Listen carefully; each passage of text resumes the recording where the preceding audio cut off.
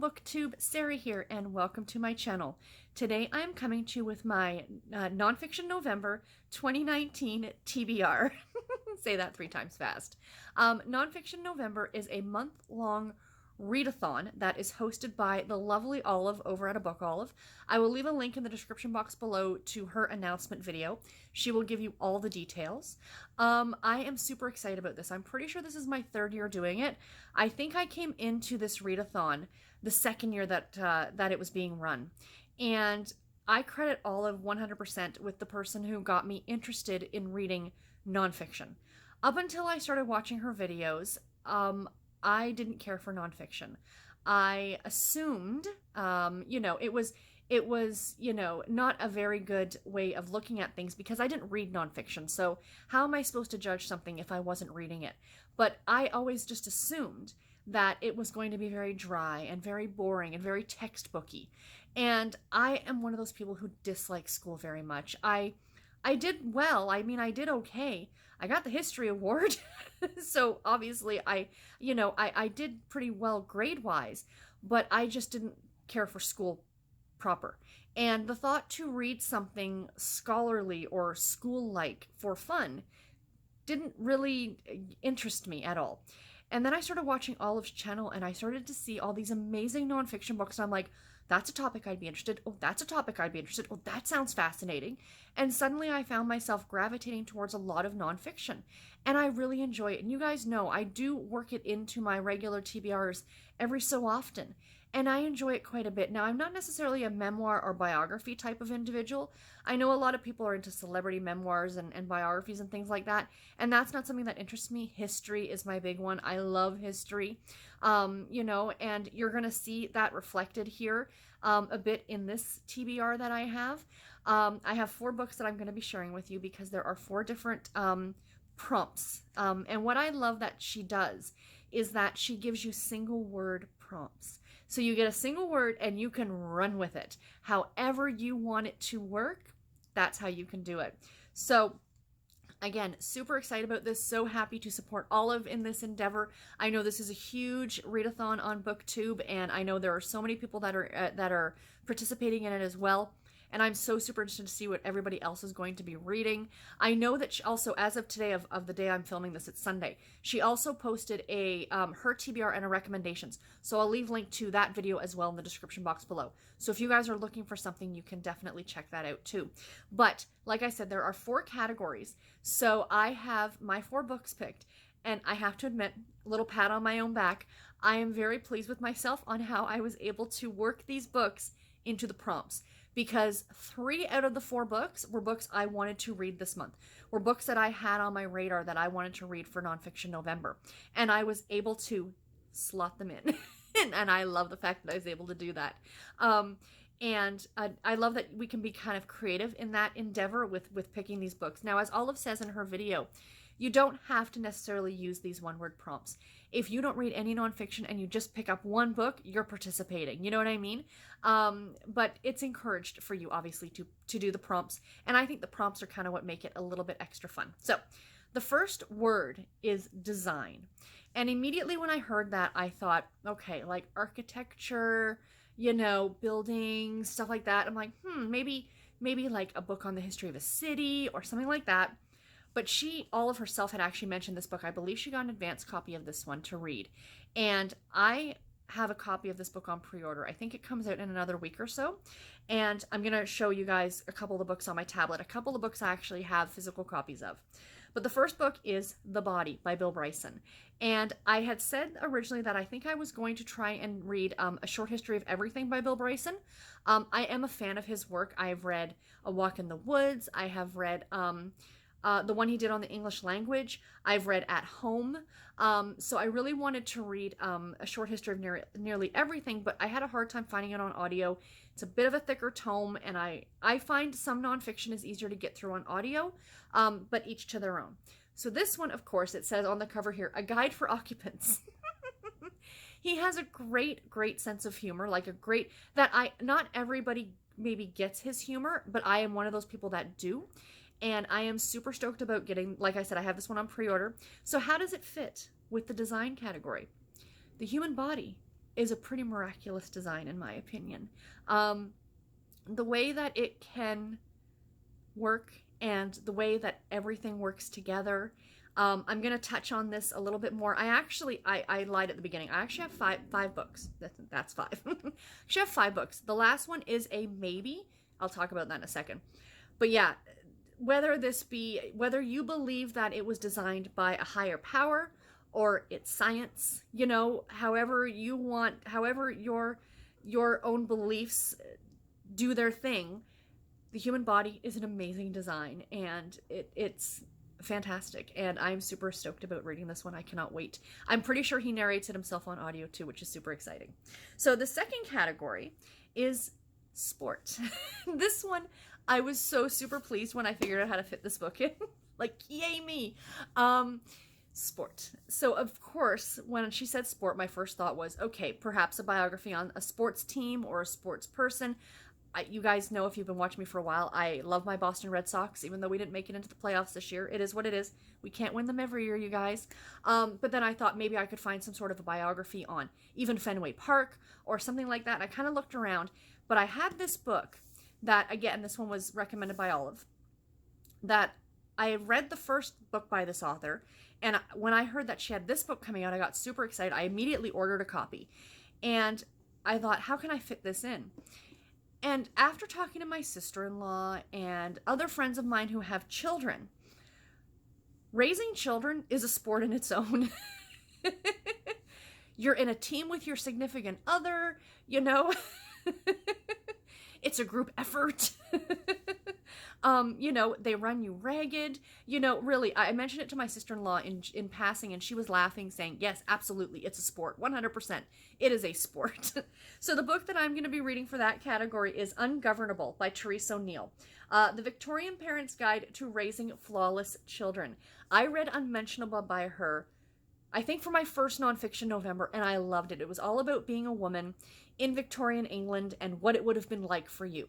Essentially, it's one of those guides where if you're living as a modern woman and you were dropped into the Victorian age, this is how your life would be. So in this one, it's all about raising children. Even though I'm not a mother, I don't have children of my own, I think this might just reinforce the fact that I made the right choice. Not there's anything wrong with kids. I love kids. My niece and nephew are my whole world. They are absolutely adorable and the most perfect children in the world. Not really. They're delightful. They're utterly delightful, and they make everything amazing. But just, this looks like it's going to be fantastic. The chapters in this, I was flipping through it when I first got it, and there's all kinds of images and stuff. And yeah, it's going to be fantastic. Right from, I guess, like giving birth to raising children to, you know, as they get older and how to deal with different situations. I'm super stoked, and I cannot wait to read this one. So this one will be read as a physical copy. This is the only one that will be read as a physical copy. The two of the books will be read as physical copies. The other 3 will be on audio. But this one is, oh, I cannot wait. This one, I think, begs to be read as a physical copy because of the images and things like that. I just think it works better. So yeah, so we shall see, and I cannot wait to report back on this one for you guys. And I highly recommend reading Unmentionable if you're interested at all in Victorian history. The next category is true. This one I had a little bit of a hard time with. I had a couple of books that I wanted to read, and then I remembered this one, and I think it came out earlier this year, and it's one that I really wanted to read because for some reason it's a subject that fascinates me to no end, and that is the Lizzie Borden murders. And how it fits with Truth is, you know, did she in fact murder her parents or did she not? You know, so the book I'm going to be reading is The Trial of Lizzie Borden, A True Story by Cara Robertson. So there's the cover of the book. I read a nonfiction. I read a fictionalized account of the Lizzie Borden murders. It was one of the first books I ever read when I had my channel. So, which is what, going back 3 or 4 years now? But it's just something that fascinates me, that they were never able to 100% prove whether she did it or not. And I know most everybody believes that she probably did, but, you know, I'm totally interested in reading this. I think it's going to be really great. I'm grabbing it on audio from my library. I currently have it on hold. It's about a 7-week wait, so I'm hoping I can get it in time before the end of November. But yeah, I'm very, very much looking forward to reading this one. I don't know why this subject fascinates me so much. I think maybe because of the fact that it's, you know, that not scholars, but people are still debating whether the fact, did she do it or not, you know? So I think that's what is fascinating about this one. And the last one of the categories is voice. This book is actually going to be a reread for me. I read this book about 3 or 4 years ago, and I loved it. And I've been saying since I finished it that I want to reread it. This is the author's second book. I read her first book on audio last year, which is Let's Pretend This Never Happened. So the one for voice is a memoir of sorts, and it is Furiously Happy, a funny book about horrible things by, of course, the great Jenny Lawson. If you have never read her, she goes by the Bloggess, and she has a blog. She suffers from mental illness, several different mental illnesses. And her books are hysterically funny and extremely heartbreakingly poignant in both instances. I highly recommend her as an author. If you want to know more about firsthand, about living with depression and things like that, it was unbelievable. I mean, I remember reading this one at work. I read it the first time in this edition in a hardcover, and laughing out loud at lunch while I was having my lunch. And at the time, I think I was eating lunch at my desk because I like my quiet time, and there's far too many people in the cafeteria at work. So my manager would poke her head over the little wall that we had separating us, and she'd be like, "What are you reading?" And I'm like, "Well." So yeah, I thought this book was fantastic. So this is Voice, and this is her own voice as someone who suffers from mental illness, talking about it in a ridiculously funny and very poignant way, and I highly recommend it. I think I gave it 5 stars the first go round. I have a feeling I'm going to do that again, but I've very much been looking forward to rereading this one, so yeah, I cannot wait. And the last book that I want to share with you guys, let me just put these over here, excuse me, and let me reach for it, is a book that I have had sitting on my shelf for about 2 years. I bought it 2 years ago, and I was originally going to put this in True. It was a toss-up between the Lizzie Borden book and this book. They're two vastly different books, you guys. But this one, personally, this book is going to be extremely difficult for me because it hits extremely close to home for me. But it's been sitting on my shelf, and I have been wanting to read it for years, so I'm going to try. I have mentioned before on my channel that medical stuff, and even the book The Body by Bill Bryson, might be a tougher one for me when you get into the cardiac things. As someone who has lived her whole life with a congenital cardiac condition, it's hard to read some things. It does give me anxiety, I'll be honest. There are a lot of us who were born with, CHD, it means you're born with it. Congenital means you're born with it. Who suffer from PTSD from a lot of the procedures we've had done and things like that. Thankfully, I'm not one of those people, but I do suffer from anxiety from a lot of things. So this one would be a very difficult one for me. I'm going to try. I think I'm going to break it up throughout the entire month and read a little bit here and there and see what I think. But this book I had to hunt out from the UK, and it is Open Hearts, Stories of the Surgery That Changed Children's Lives by Kate Bull. So this book, I'll just read the little back part of it here for you. Or is it in here? Oh yeah, okay, so just bear with, just so you guys understand what this book is about. Until the 1960s, blue babies were a striking sight on our streets. Suffering from congenital heart disease offered a bleak outlook to young patients and a heartbreaking experience for parents. Very few would make it into adulthood. Now, in the West at least, we have a much higher chance of survival. Thank you very much. I'll be 41 next year. In Open Hearts, Kate Bull tells not just of the development of heart surgery in children, but of the patients, past and present, whose lives have been transformed. Besides the technology, the sociology of medicine has changed substantially since the 1950s. Think of the atmosphere of children's wards. Other things have barely changed. Considering the dread of kissing your child goodbye at the door of an operating theater in any era. See, I'm already getting emotional. Children's heart surgery is often seen as a medical triumph, but for all the successful operations completed, thousands of pioneering patients have gone before, perhaps facing their own uncertain futures. Today we place great hope in the power of science. Many lives have been saved, but sometimes we ask medicine to do more than it can. By turns frightening, heart-wrenching, and inspiring, Open Hearts is the powerful story of medical progress, hope, and survival. As someone who was born at the tail end of the 1970s, in 79, the heart-lung machine had just come into use. If I had been born even 2 or 3 years earlier, I wouldn't have survived without that heart-lung machine. The surgeries that I have had, the 2 major ones, the Fontan procedure and the Glenn shunt, that in turn saved my life. And were not even really in development. I was, I am one of the older, for my generation, we are some of the first to make it into adulthood, into our 40s, into our 50s, into our 60s. It's amazing. When I talk now to my cardiologist about how my heart functions. And as I was saying about The Body by Bill Bryson, the body's an amazing thing.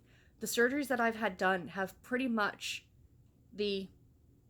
so if you're looking at me right now, this side, this half of my heart, which would be the right side, doesn't actually pump blood.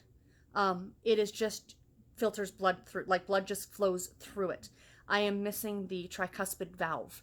And I was born missing the tricuspid valve. And now if a child was born with this condition, they would replace that tricuspid valve. In the late 1970s, early 1980s, when I was a baby, they didn't do that. They did another procedure that rerouted the blood flow. So that was no longer needed. Again, it is amazing what the body can do and what science can do. And how it has enabled me to live to this point, to be able to talk to you guys and to, live my life the best I can. And that's why this book is going to be difficult for me. There are chapters. There's a chapter in here about, what's the last chapter of the book? Okay, Rhythm Problems is the second last, which is something that I'm dealing with. About death, essentially. It's about our life expectancies and things like that. And I think that'll be the hardest. I might have to skip that one, to be completely honest, because I don't want to know. Anytime it's been brought up by my cardiologist, she's like, are you interested in knowing? I'm like, are you? Let's be honest, kids, right? So this is my last book for Nonfiction November. If I get to it, I get to it. If I can get through it, I will be very proud of myself, but I'm not going to force it. Again, sometimes I suffer from anxiety, but there are some great photographs in here, you guys, like, not of surgeries or anything like that. That would just be too much. But, of like some of an operating theater, and then or operating room, as we say in North America. That's a heart-lung machine from the 1960s that not very many children or people survived on. Pictures of kids now who've had life-saving surgery and are okay. So anyway, I didn't mean to go on a whole tangent about this book, but I think this is an important book, and for anyone who 1 in 100 children are born with congenital heart disease, you guys. Just an FYI. But anyway, yeah. So that's it. Again, sorry for the longer video. It's a topic that is, pun intended, near and dear to my heart. Oops, and all my stuff is going to fall down now. So, on that note, I'm going to let you guys go. Thank you all so very, very much for watching. Please let me know in the comments below, are you participating in Nonfiction November? And if you are, what books are you reading for what categories? I don't know about you guys, but I cannot wait to read this one. It's going to be so fantastic. I just love history. I love history. It is so interesting. But anyway, that's all I got for this one, guys. Take care and happy reading. Thank you all so very much for watching. Bye, guys.